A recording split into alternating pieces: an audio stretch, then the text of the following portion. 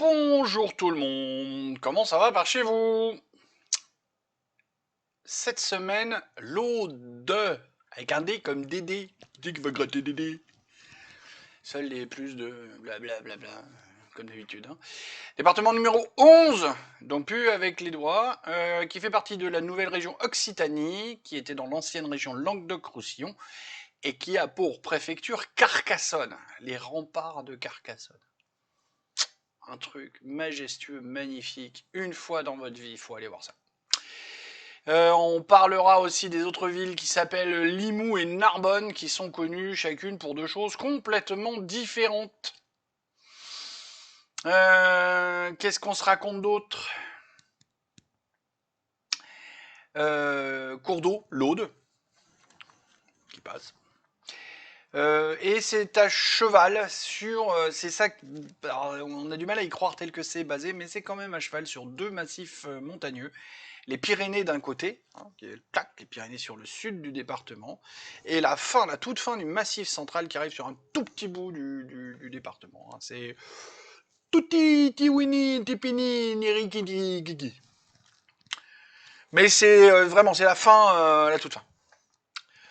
Voilà. Je me suis aperçu bien trop tard que la semaine dernière, j'ai oublié de vous parler du Gentilé de département de l'Aube.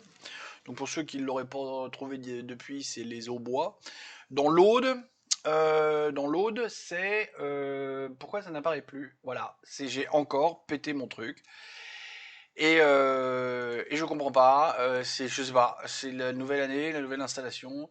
C'est les Audois. C'est pareil. Aube, Aude, Aubois, Audois. Juste une lettre qui change, alors que vous avez vu, il y a un millier de kilomètres entre les deux, ou pas loin. Faut que j'arrive à recaler ça, je pige pas, j'arrive pas à comprendre pourquoi, ça m'énerve. Ou alors c'est pour le bon fichier, ou alors je sais pas. Bref, je vais essayer de vous recaler ça pour la semaine prochaine.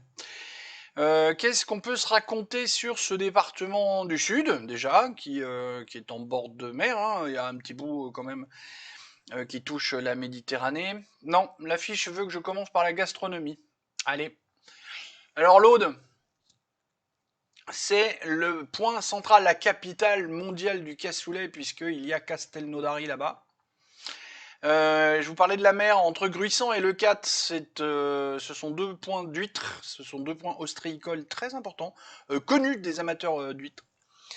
Je vous disais qu'on allait parler de Narbonne et de Limoux pour deux choses différentes, mais Limoux, on va en parler pour sa blanquette, qui est pas un truc fait à base de veau, hein, non. La blanquette de Limoux, ça se boit. C'est un vin pétillant, assez sucré, non, assez fruité, voilà, plus que sucré, fruité, très goulayant, très rond en bouche, que j'aime beaucoup, hein, j'adore. Alors, paraîtrait que ce serait le premier vin pétillant de l'histoire. C'est voilà, le principe des vins, ce qu'on appelle les vins champanisés, alors un peu à tort du coup, c'est le premier, ce serait le premier vin pétillant qui eût existé. Voilà, la fiche me dit qu'il faut continuer avec le sport. Le rugby, évidemment, puisque l'Aude connaît beaucoup de grands clubs, hein, a connu de grands et de très grands clubs. Hein, Carcassonne a été un très grand club, mais a été. Moins connu, le rugby à 13 est beaucoup plus ancré dans le département. Il faut le savoir. C'est spécial le rugby à 13. Les règles, je trouve que. Alors, déjà que dans le rugby à 15, les règles sont vachement complexifiées. Mais le rugby à 13, à l'époque, j'aimais déjà pas beaucoup parce que je trouvais que les règles étaient très complexes. Et surtout, il y a une histoire en avant qui est autorisée en rugby à 13, mais dans certaines conditions, enfin, compliquées. Le volley est à l'honneur avec les équipes de Narbonne et de Gruissant qui sont d'assez haut niveau. Et c'est pour ça que je vous dis qu'on allait reparler de Narbonne. Le kitesurf, bien qu'inventé par des frangins bretons en Bretagne sur la pointe de Penvins en Morbihan, le kitesurf est très très prisé dans ce coin-là, avec le mondial du vent qui se joue à Leucate.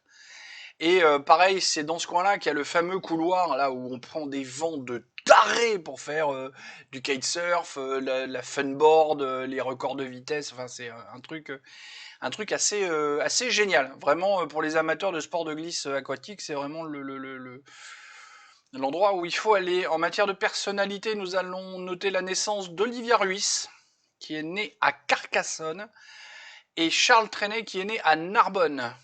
Et comme je vous disais, Carcassonne, les remparts, mais aussi, et peut-être surtout, enfin, une petite pensée pour mon père, le béret rouge qui est là-bas, avec le 3e RPMA. Mon père y a servi, pas longtemps, mais il y a servi, et c'est lui qui m'a fait découvrir les remparts de Carcassonne, et vraiment, je vous le redis,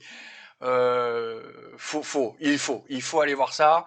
Si vous avez pris l'autoroute du Sud, celle qui justement qui part de Montpellier, qui part Montpellier, Toulouse, Bordeaux, comme ça, bah entre Montpellier et Toulouse, à peu près à égale distance, vous avez Carcassonne. Et moi, ça m'est arrivé plusieurs fois de la prendre la nuit.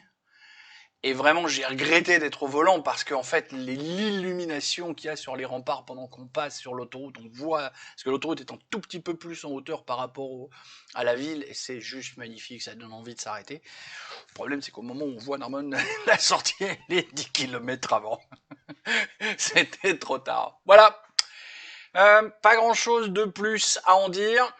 Des bisous, et je vous aime tous, et à la semaine prochaine.